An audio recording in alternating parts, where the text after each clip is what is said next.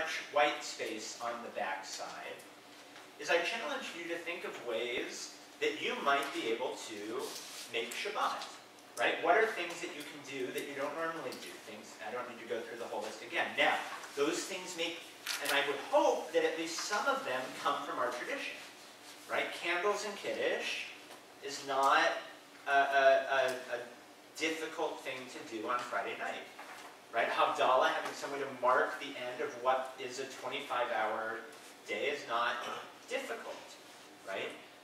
To say, and I don't want to give too many ideas because it can be different for different people, but to say that I'm not going to pay my bills on Saturday, right? That there are 6 days a week where I can sit down with my bills, I'm not going to do it Saturday. Now, I'm not saying that's what you should do, right? But I'm saying that different people can find different things that they're not going to do. Now, not calling your mother on Saturday, I wouldn't recommend that. But I'll tell you, like, and I'll tell you something personal.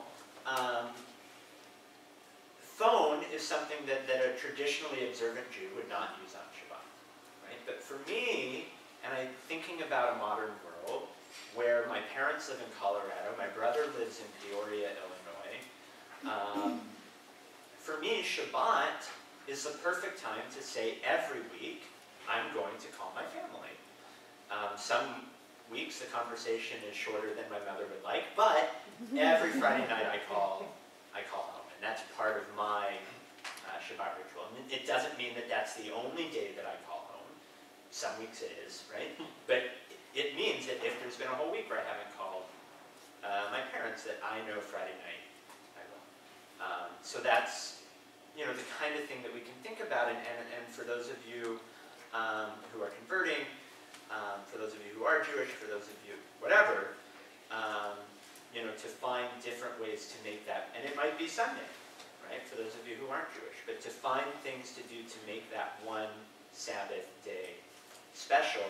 And for me, something that's challenging, having grown up where it was Shabbat in my family. It was Shabbat if we went to services.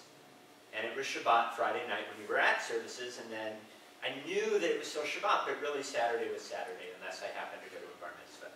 So to take that Shabbat, whatever we do, and really make it a sunset to sunset event, I think it's a challenge, but I think it's really rewarding when we're able to do it. And that doesn't mean not tearing toilet paper. It doesn't have to mean that. Did you get to not tearing? My grandma didn't tear toilet. Right. So, yeah, tearing is one of the forbidden labors. So, okay, everyone with me? Good. And the reason that I said that it applies to everything we do, what were those two words that came up 2 weeks ago when we were reading through Leviticus 23, and every single holiday it said, it shall be a... Yom Tov.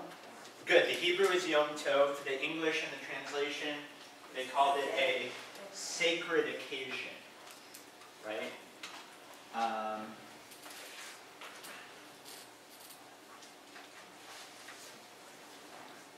And all of those, we call it Yemei Tov, or we'll Anglicize it, all of those Yom Tovs, right, are going to follow the same rules. They're going to be candles, Kiddush, a festival meal, right? All of those festivals, when they're done, will have Havdalah. That's something that a lot of people don't know. At the end of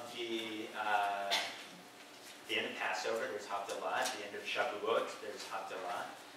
So all of the holidays have a Havdalah separation at the end. It's a little different than the Shabbat Havdalah, but it's there. Work is forbidden on all of those days. Now, in the traditional, I think Rabbi started talking a little bit about loopholes. Did I hear? Yeah? So on a festival, cooking is allowed. But on a festival, cooking is only allowed if it's for immediate consumption. Whereas on Shabbat, meaning you can use, there are a lot of, so on Shabbat, you can have the stove on, as long as it doesn't, you can't turn the stove off, you can't change the temperature. But the stove can be on for all of Shabbat. That's where you get people who will have a hot plate. This is so, by the way, don't take notes on this, this isn't. On a Yom Tov, right, you can't light a new fire, but you can use an existing fire and light your stove. You can change the temperature. I think once you light it, you can't turn it off, but you can turn it all the way to.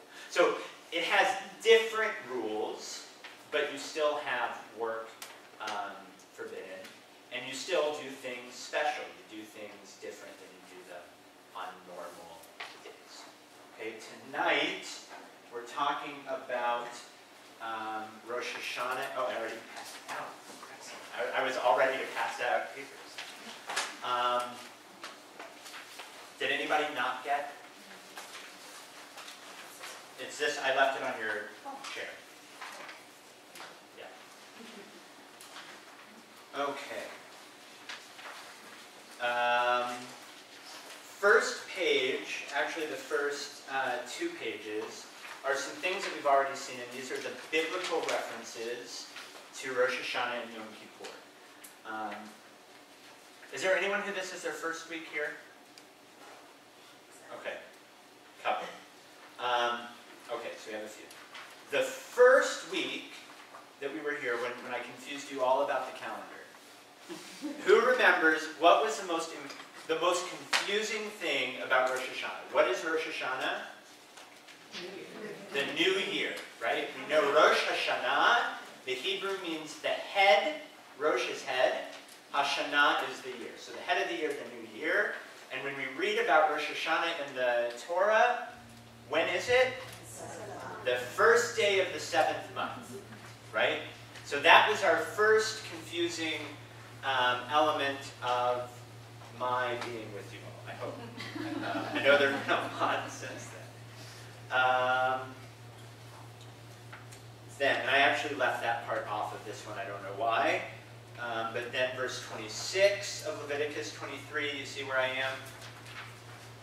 Verse 26 of Leviticus 23, we have Yom Kippur, mark the 10th day of the 7th month, is the Day of Atonement. It shall be a sacred occasion for you. You shall practice self-denial, and then you shall bring an offering by fire to the Lord. You shall do no work throughout the day, for it is a day of atonement on which expiation is made on your behalf before the Lord your God. Indeed, any person who does not practice self-denial throughout that day shall be cut off from his kin, and whoever does any work throughout that day, I will cause that person to perish from among his people. Do no work, whatever. If you didn't get the point already, you're in trouble. It's a law for all time throughout the ages in all your settlements. It shall be a Sabbath of complete rest for you, and you shall practice self-denial on the 9th day of the month at evening. From evening to evening, you shall observe this your Sabbath. We see it called a Sabbath quite a few times. Let me start.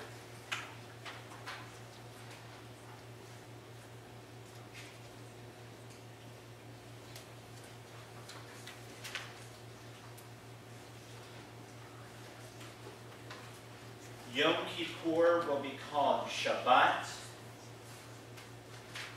Ha-Shabbatot, or the Sabbath of Sabbaths.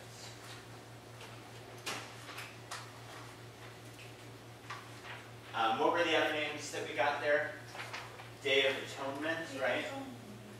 We're going to have a few names for all of these guys.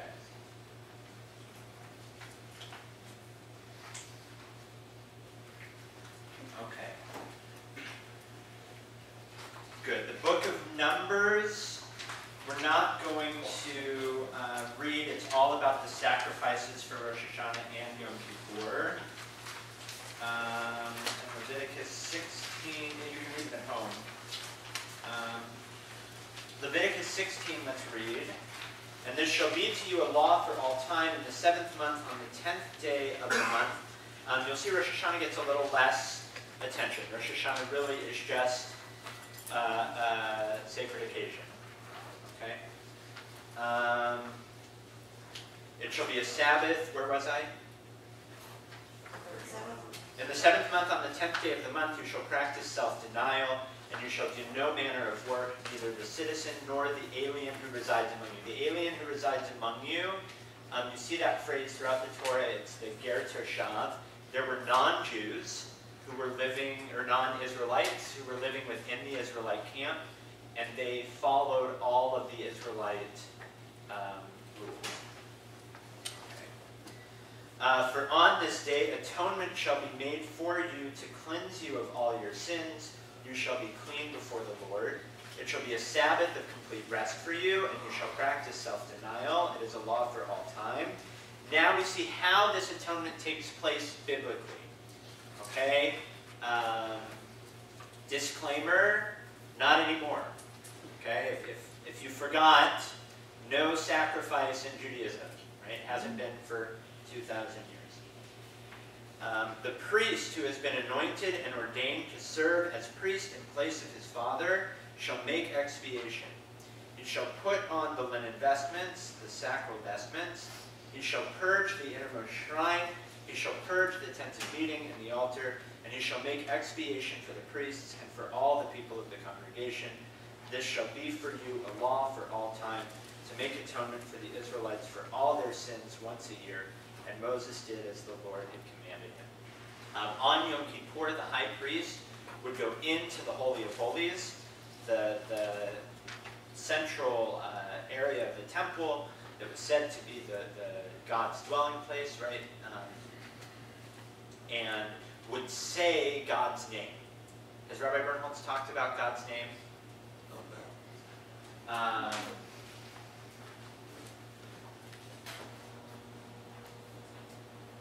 Didn't know that was there. Right. So, did I talk about it last week? I taught Adonai. Right. So we have Yud He Vav He. We don't know how to pronounce it. This is where when you hear Yahweh or Yehovah, both of those are derivations of these 4 Hebrew letters. I don't remember what I said last week.